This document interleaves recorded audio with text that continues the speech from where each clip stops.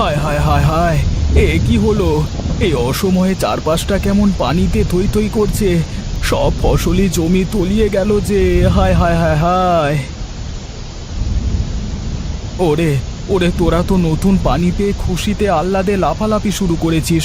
এইদিকে যে চিন্তায় চিন্তায় আমার মাথায় বাজ ভেঙে পড়ছে, কি যে করি।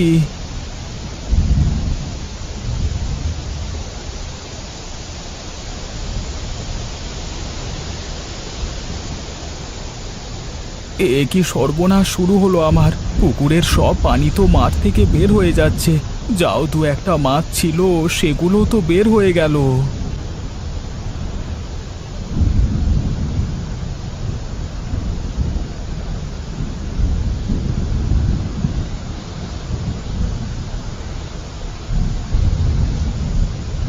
কি গো, তুমি এই বৃষ্টির মধ্যে বাইরে কি করছো? এসো, বারান্দায় উঠে এসো তাড়াতাড়ি। এই বৃষ্টির মধ্যে বাইরে কি দেখতে গেলে তুমি? গিন্নি, বৃষ্টির পানিতে মাঠ ঘাট সব তলিয়ে গেছে। কোনো ফসলি জমি ভালো নেই। পুকুরের পানি, মাঠের পানি সব মিলে একাকার হয়ে গেছে গিন্নি। সে কি, তাহলে তো খুবই খারাপ কথা। এভাবে কতদিন পানি জমে থাকবে? তা কি আর আমার বলবার সাধ্য আছে গিন্নি? কি যে হবে তাই তো ভাবছি। না জানি এবার বোধহয় কষ্টই কাটাতে হবে দিনকাল। অত চিন্তা করো না তো তুমি। চলো, ঘরের ভিতরে চলো, আমি তোমাকে আচার দিয়ে মুড়ি মেখে দিই। মনটা বড়ই বিষণ্ণ গিন্নি, কিছুই খেতে ইচ্ছে হচ্ছে না যে। তুমি চলো তো, দুজনে মিলে গল্প গুজব করলে সব ঠিক হয়ে যাবে।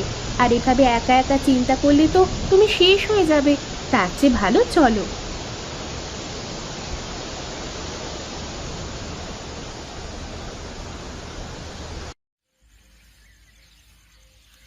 কই রে হরি, একটু জোরে জোরে হাত চালা। দেখছিস না বাইরে কত লোক দাঁড়িয়ে আছে? এই তো বাবু করছি। আমি তো বসে নেই, দেখতেই তো পাচ্ছেন। হ্যাঁ, তা তো দেখতেই পাচ্ছি। আসলে তোকে তো বলে লাভ নেই, লোকজনই এমন। আমার হোটেলে খাওয়ার জন্য সবাই পাগল।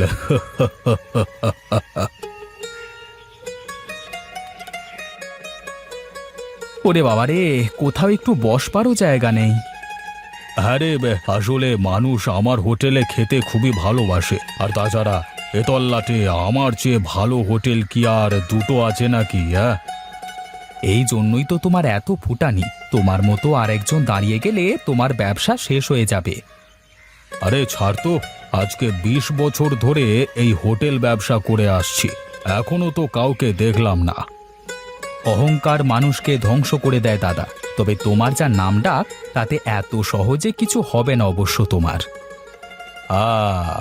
এবার আসলি তো আসল কথায়। তবে দাদা, তোমার হোটেলের খাবারের মানটা দিন দিন খারাপই হতে চলেছে। একটু খাবারের মানটা ভালো করো। আরে রাখ তো তোর কথা। তোর থেকে বুদ্ধি কি আর কম আছে নাকি? বয়স তো আর কম হলো না আমার। আমার বলবার দরকার তাই বললাম। এখন দেখো তুমি কি করবে। আমি তাহলে যাই। কেন রে, খেয়ে যাবি নে? না দাদা, আজ আর খেতে ইচ্ছে হচ্ছে না। একেবারে বাড়িতে গিয়েই খাবো।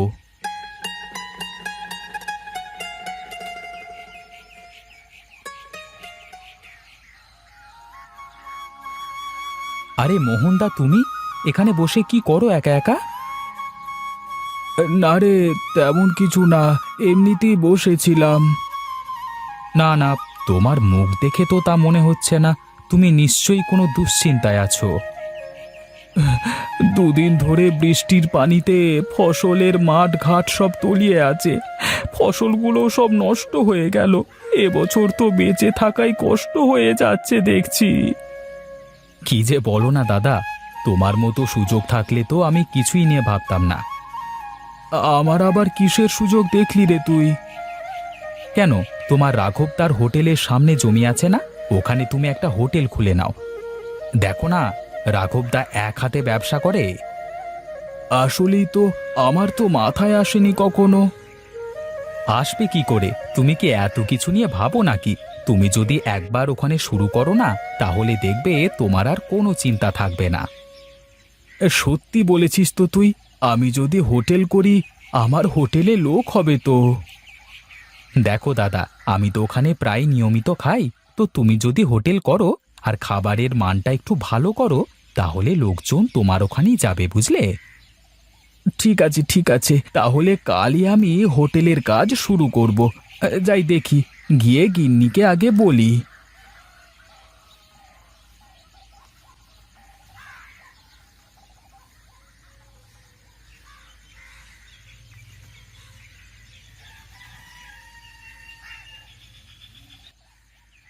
কিরে হরি, মোহন আবার এখানে কি করবে? কি আর করবে বাবু, দেখে তো মনে হচ্ছে হোটেল খুলতে যাচ্ছে। তা কি করে হয়? আর হোটেলের চিন্তা ভাবনা ওর মাথায় আসলো কি করে? কার মাথায় কখন কি আসে কে বলতে পারে বাবু?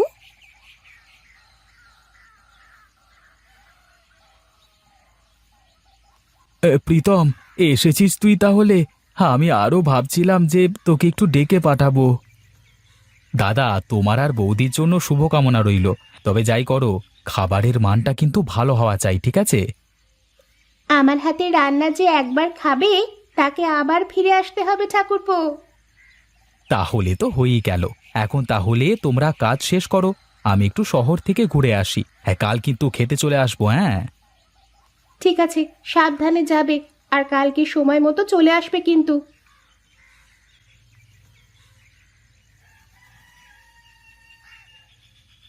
এবার বুঝতে পেরেছি, এই বেটা প্রীতম বুঝি মোহনের মাথায় এই বুদ্ধিটা দিয়েছে। আমিও দেখব কি করে এই ব্যবসায় ও টিকে থাকে। চল হরে।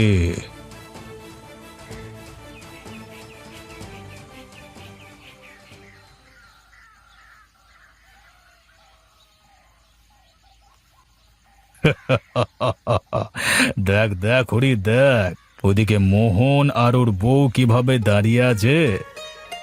হ্যাঁ কর্তা বাবু, হ্যাঁ দেখছেন না কিভাবে অসহায় চোখে এইদিকে তাকিয়ে দেখছে।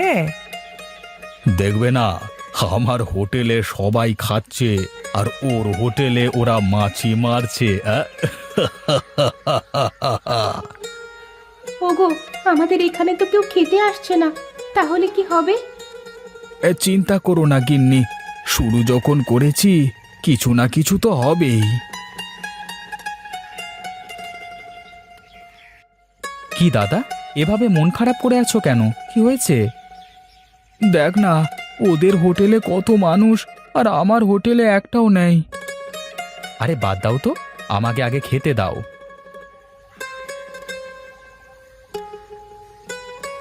আসুন আসুন, বসুন সবাই। কই গো গিন্নি, ওনাদের সবাইকে খেতে দাও, খেতে দাও।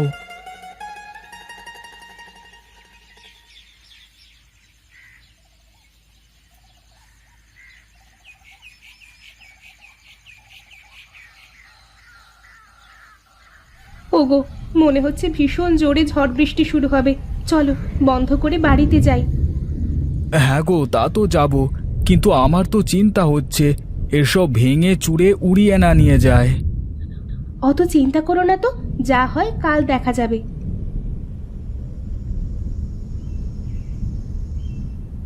হরি, তোকে কি বলেছি মনে আছে তো তোর? হ্যাঁ কর্তা বাবু, আমার সব মনে আছে। যেই ঝড় শুরু হবে সাথে সাথে আমি গিয়ে চাল টাল সব উড়িয়ে দেব।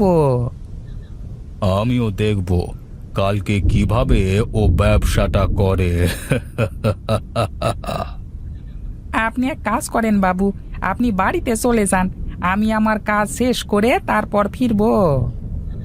বেশ, তাহলে যা বলেছি তাই করিস, কিন্তু আমি কালকে মোহনের কান্না দেখতে চাই।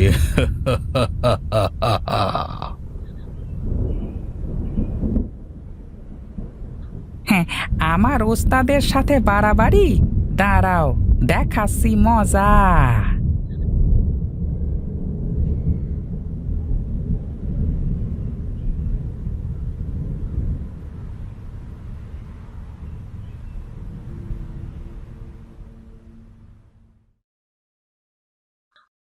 আমার সাথে কি হচ্ছে গিন্নি?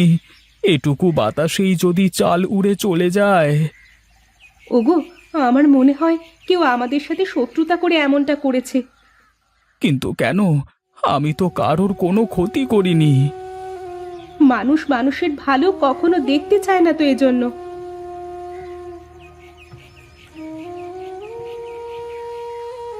আমার সবকিছু শেষ প্রীতম, সবকিছু শেষ। আমি আমি খবর পেয়ে ছুটে এসেছি দাদা, তুমি কিচ্ছু চিন্তা করো না। আমি বুঝতে পেরেছি এটা কে করেছে। এখন আমি কি করব বল আমাকে? কি আর করবে? চাল না থাকলে কি ব্যবসা করা যায় না? আজকে না হয় খোলা আকাশের নিচে হোটেল করলে তুমি। ঠাকুরপো ঠিকই বলেছে, আজকে আমরা খোলা আকাশের নিচেই হোটেল খুলব। আপনারা সবাই বসে পড়ুন। দাদা, সবাইকে খাবার দাও।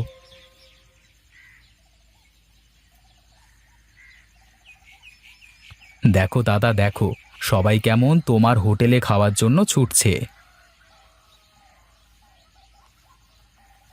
কি রে হরি, কি ভাবলাম আর কি হলো?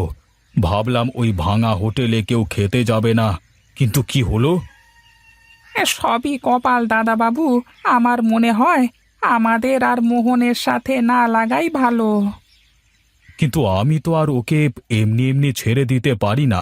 দেখেছিস, আজ আমার হোটেলে একটাও লোক নেই, সবাই ওর কাছে খাচ্ছে। আমার ছোট মাথায় এত কিছু আসে না বাবু। কিরে, তুই আবার এখানে এলি কেন? আমি জানি এসব তোর কারসাজি। বুঝতেই যখন পেরেছো তখন বলি শোনো, তুমিও অন্য কারোর প্রতি হিংসা না করে নিজের হোটেলের খাবারের মান ঠিক করো, তাহলে লোকজন তোমার হোটেলেও খেতে আসবে। হ্যাঁ, এটা তুই ভালো কথা বলেছিস। হ্যাঁ, এখন তো তোমরা দুজনই ব্যবসায়ী, যার সার্ভিস ভালো হবে লোক তো সেখানেই যাবে, তাই না?